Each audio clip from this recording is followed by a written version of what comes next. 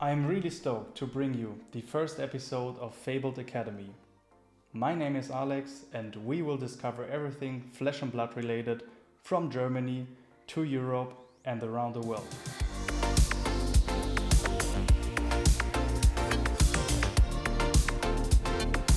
Today we will discuss why Everfest, the new upcoming set from Legend Story Studios, could mark a new age in Flesh and Blood. Not only will we look at what we know so far, but also talk to players and collectors around the world, what they expect and what they would love to see in the set. And stay to the end if you want to have the chance of actually winning a small piece of the Everfest today. We already know how many cards will be in the supplementary booster set, and also LSS is saying that we will see new cards for every hero in the game. And also the haptic feel of this new product will be different. Actually, LSS is combining a new product experience with sustainability. Before we even knew that the new set will be Everfest, we already saw in Tales of Aria some spoilers in the actual card artworks. Not only do we know that the bright and fun colors of the circus will be taking place in this booster box, but also we will see some more actions in the taverns of Aria. Then LSS spoiled us the new armory kit of January, where we were introduced a new young hero named Valda Brightaxe. What is particularly interesting in this armory kit is the new playmat that shows Bravo as a redesigned hero in the tent of the big circus. I personally hope that Bravo will be an alternate art version in the Everfest and we will only see this version in this booster box. Or is this just a spoiler on new action cards in Everfest? Then we also know that Maxi is teaming up with other heroes in order to join Everfest on their way of the grand adventure. And if you don't enjoy reading yourself that much, I recommend you check out Go Again Gaming's channel in the description. He actually made a whole video about the grand adventure article and read out the story epically by himself. For me as a collector, I really enjoy seeing that LSS is putting the cold foil printing technique to a new level.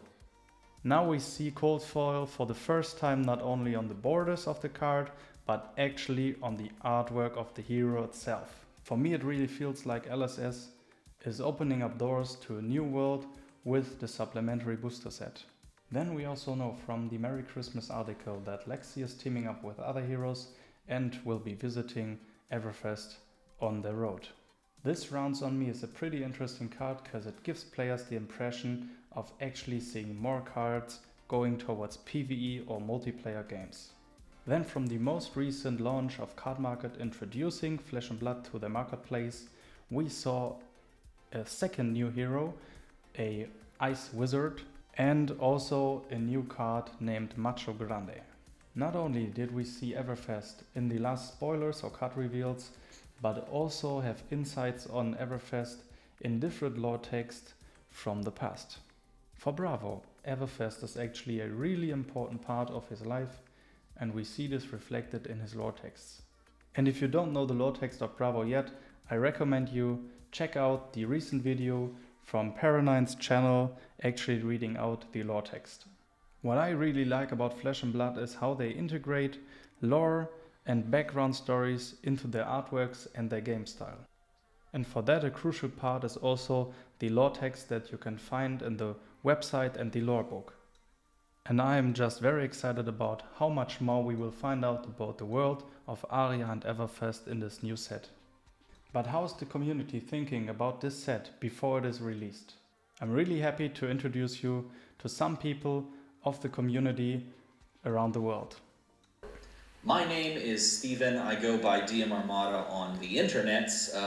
I am from Texas, which is a state in the United States. It is a fantastic state, and I'm glad to be here. Mein Name ist Matthias.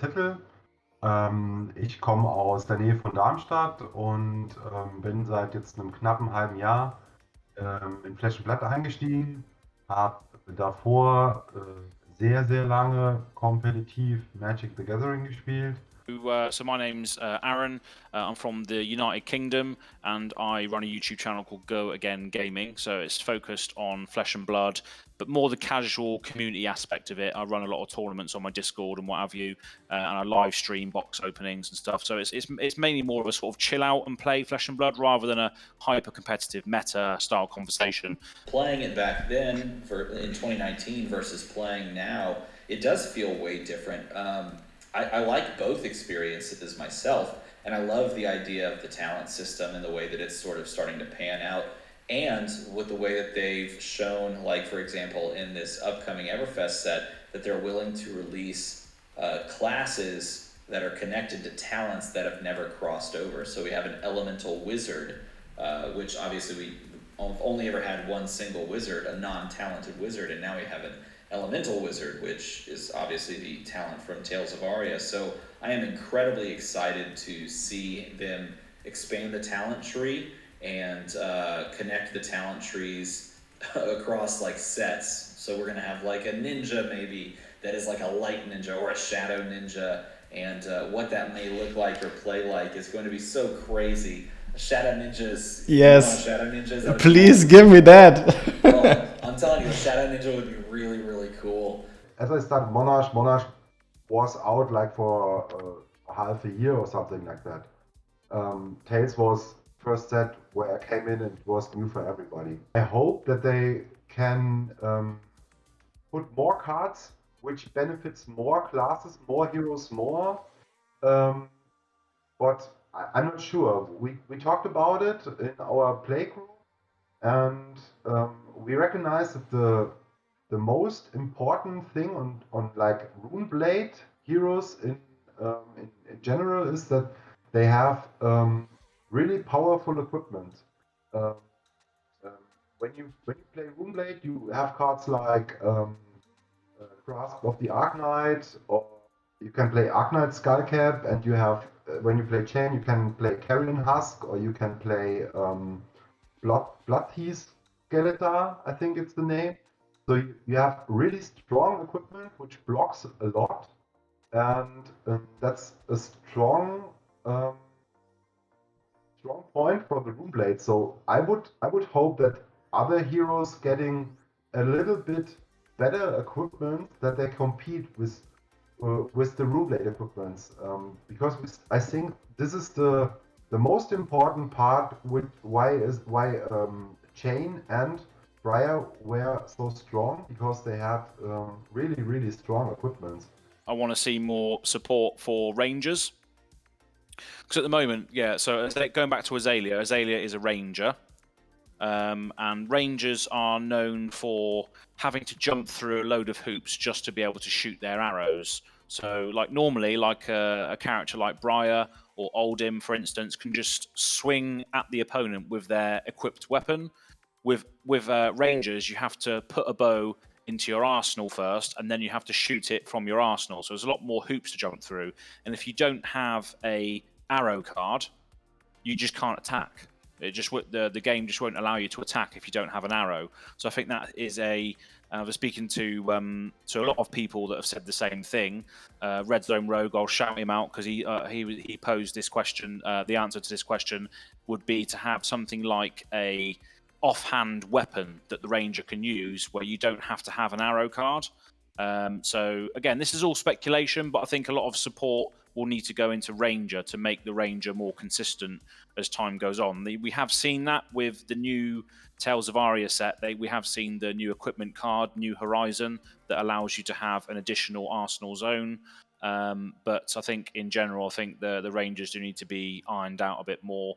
But that's the beauty about supplement sets. So I think supplement sets are just going to expand on the classes that we already have. I don't think there's going to be too much support for the talents, because that would make it too varied. I think the reason why they keep having the same classes like Guardian, Runeblade, Ranger, Warrior is because you can just print a card that says Warrior on it, and it will allow you to have light Warrior support for Boltyn or normal Warrior support for Dorinthia. So at this point, I wanted to thank all of the interview partners for taking their time talking to me about Everfest in this video.